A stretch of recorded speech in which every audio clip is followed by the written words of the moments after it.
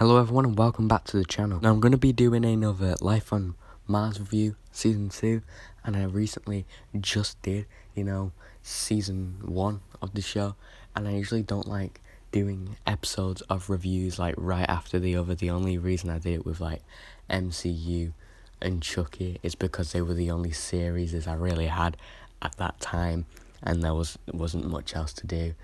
Yeah, and that's it. But the only reason I'm doing this show, like straight after Season 1, is because I'm watching this show with my mum. She started it, and then I watched episode 2 with her, and I've been watching it with her ever since. And then I had to watch episode 1 because that's the one I missed. And yeah, it would be really awkward if I said, hey, can you slow down? Because I need to review these. And we're on Ashes to Ashes, which is like a sequel series to Life on Mars. And I think we're halfway through Season 1. And I've just started the intro for Season 2 review of Life on Mars. So yeah, I just got to get these out quick, and that's why I'm doing one after the other instead of anything in between. So anyway, without further ado, let's get into this.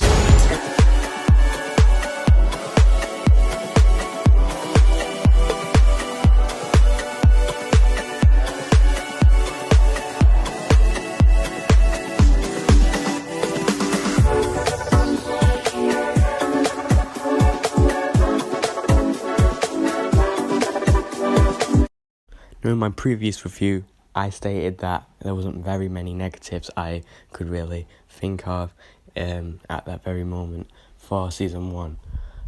Unfortunately, Season 2 has a couple that I, picked up quite quickly and thought, because why not? Let's just start with the negatives, why not? So in this first episode of this season, we see this Slenderman looking bloke, and basically he's like on the side of Sam Tyler's bed for like the whole episode and saying like he's gonna kill him or some bollocks. And then the guy is called Tony Crane or something, and he's in the present day beside his bed, about to kill him or whatever. And then he ends up being in this episode like in the past bit, and yep, and he's like, "Oh, you're inside my head, yeah. You're sitting next to me in the hospital, aren't you?" And then Tony Crane's like, "What? Are you off your head, mate?" And then later, the guy tells the whole police station that he thinks that Sam thinks, he's back in time, or he is just back in time. You know what I mean? And then the police officers get him some mental help because he's active way in saying, "Oh yeah, Sam Tyler's from the future." Ain't that right? And yeah, then the episode ends all happy ending, and we never hear about the guy in the future again. And you're probably thinking, "Oh, what's wrong with that? I don't see any problem." Well, I have a couple of questions. Does this mean he's genuinely in 1973? And the fact that, anything he does can change the future, the present day. So is him being in a coma is literally a time machine? Is that what's going on? I mean, I'm not saying it's a bad concept, but they don't explain it really very well by the end of the season. They just don't really explain it. I mean, there's not really a scene in this show that makes you go, "Oh yeah, he's actually time traveling back to the 70s. Ah, I see." I mean, it would make sense if that is the case, and everything he is doing changes the future, because he's taking all these crime scenes very, very, seriously, and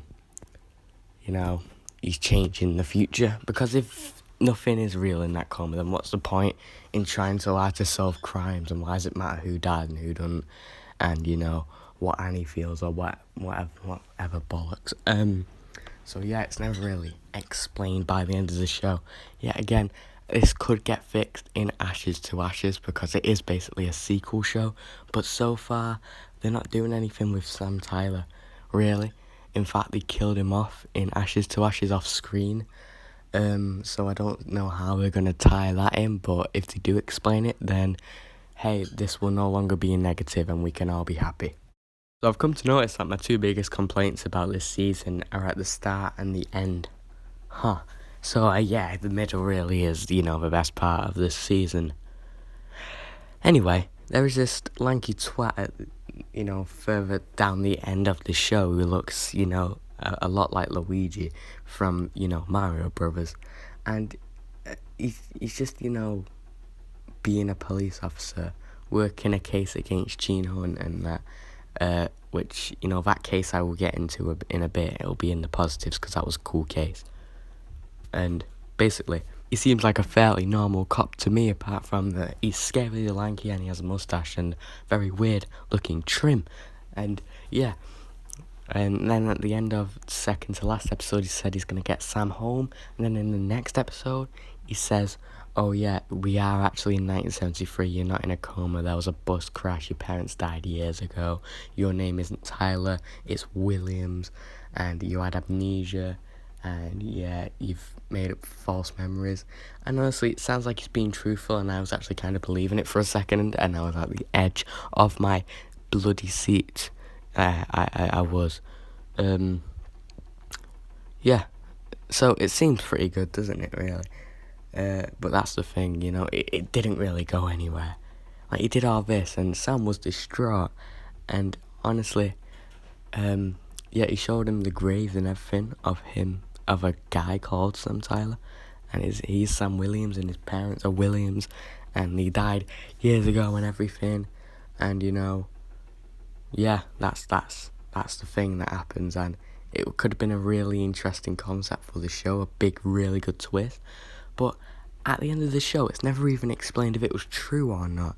Like, it doesn't go anywhere. Like, after that, he's doing the crime, he's at the crime scene, with the police mates who almost die, and basically, they're getting, shot at, and then he goes to the lanky mustache man, and, he's like, oh yeah, just let them die, it'll, send a message to police and why they, shouldn't be naughty policemen, because this guy does not like Gene Hunt, so he's the opposite of me. And he was like, what, and let the entire team die just to make a point? And he's like, yeah, and then he bogs off, and then, Sam does some stuff and everyone's good, but this mustache man never shows up again, and it's never even explained if it was true or not. We never really state, oh yeah, it was bollocks, or oh yeah, that was genuinely true. They just sort of forget about it, and man, that is pretty big plot hole. Not gonna lie, that is a pretty big plot hole. I was talking to my mum about it, because, I watched the show with my mum, and she was just saying, well, I guess it was a lie then, and then I was thinking, well, yeah, well, she should have told us that then. Yeah, she's a bit less critical than I am about, these kind of things. So, yeah, that was a pretty big plot hole right there. Now, the characters, yeah, they're still pretty good. Gene Hunt is still my favourite character of the series, and in this season I still get a laugh out of basically every episode. Gene Hunt is pretty much still as funny. I mean, I do prefer the jokes from the first season. I think they're a lot more memorable, but yeah, I do think he's still hilarious, and I laugh basically every episode. There is an episode where Sam feels very guilty because, like, there is some bombs going off, allegedly, and Sam believes that it ain't a bomb, and he basically peer pressures Ray to go over there, and he does, and then the car ends up exploding, and, Ray gets seriously injured, and, very guilty throughout the episode. So we get to see a softer side to a character that is usually known as, just that guy who's, he don't really fear much or anything. He just does his job. And, at the end of the show, near it, the end of the show, he's at gunpoint, and he's absolutely shaking in his boots and all that. And, yeah, I think the crimes in this show and all of that good stuff were really good. I think one of my personal favourites is when Gene Hunt has been framed, and then you kind of think, maybe Gene Hunt really has done this, since all the evidence does point to him, and and he's actually a very violent guy, so it's not like, doesn't seem too, too far-fetched, but he does end up being framed. I knew he would, because, I knew he was in Ashes to Ashes, and yeah, he's my favourite character. How can you get rid of the best character like that? You know what I mean? And yeah, there is a bit more romance with Sam Tyler and Annie that was hinted at in the first season. And I'm pretty sure they do kiss. Don't know, I kind of forgot, but I do remember them about to kiss. And yeah, just remembered, they do kiss at the end of this season. And she actually gets a way bigger role in this season than she did last season. She's just more important in the team now, which is good because she's like one of my favourite characters in the show. Now let's talk about the ending of this show, and I have not even yet decided if I like it or not, because it's really, really weird. He wakes up from the coma right before his entire team is about to die, and you know, he's out of hospital and all that, and he looks all depressed, and he accidentally stabs himself in the thumb and says he can't feel it. And earlier in the episode, the Jamaican bloke behind the bar said, if you can't feel anything, then you're dead or something. And I guess that was a sign that, you know, he just wasn't living in present day. And I think the whole, you know, moral of that was life was better in the old days.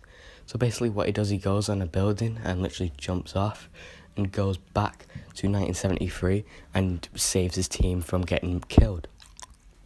Now, honestly, it's kind of selfish really, because he has a family and everything who thought they were going to lose him, woke up from coma, and then he jumped off a cliff.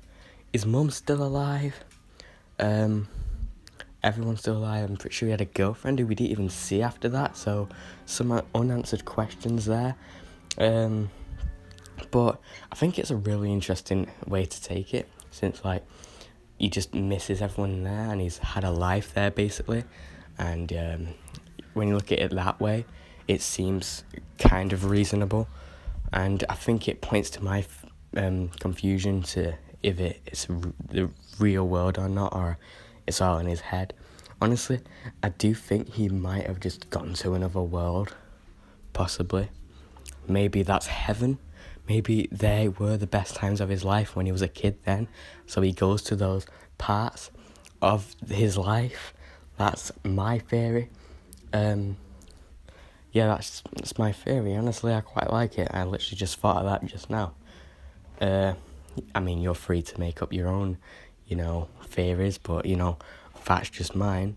And it's kind of a dark ending. You're in a coma and you have, like, live a life in your coma, and as soon as you wake up, it drives you to kill yourself. Damn. Well, this ending, what do I think of the ending anyway? I'm just sort of mixed, really. It was kind of selfish, but there's some cool moral, and put that with my theory, it's kind of cool in a way. So, yeah, I'm just sort of mixed on the ending. Now, I'm going to give Life on Mars Season 2 a B-. Yes, not quite as high as I did Season 1. You know, I had a few issues with this one. You know, the ending was a bit mixed for me. There was something that weren't fully explained, and whatever happened in the first episode, that I forgot what my problem was with it. But, oh yeah, Tony Crane, yeah, also another thing that didn't get explained very well. Yeah, just a few things that it could have explained, but, you know, it just didn't explain very well, is what I'm trying to say. So, yeah, B-. I think it's a pretty good watch, though, still, and you should definitely check it out. It's on UK Netflix, at least. Every Netflix is different in different countries, so I don't know if it's on your Netflix. Maybe the American version is. Don't watch that one. Watch this one. It's better. Yeah. You should still give it a watch. B- is not a bad score at all. I actually really like this, you know. Hilarious. Just like the first season. And, you know, Gene Hunt is a king. Well, anyway, that's going to be it for this review. Now, you might be thinking how random Life on Mars reviews are, since this show is not very well known at all. And, you know, it's, you know, not the biggest budget thing in the world. It's just a TV show, you know, that, you know, it gets put on TV. It's not on fancy streaming services or anything. Well, honestly, I fell in love with this show so quickly. Like, I literally watched like 2 episodes and it was already one of my favourite shows, and I thought I'd be an idiot not to review it. And that's why I've just decided to do it now, and it was never on the 2021 slate that you know, was a video on the War Machine Ogre channel, which you could check out if you haven't seen it to get a good idea of what will be coming on the channel in 2021.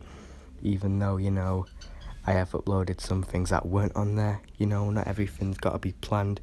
I just threw a few ideas around on that video. And yeah, there's so much more videos to come. I probably have years worth of ideas right now for videos on this channel. So yeah, a lot more coming along the way and down the road and all that stuff. So hope you enjoyed this. Bye bye.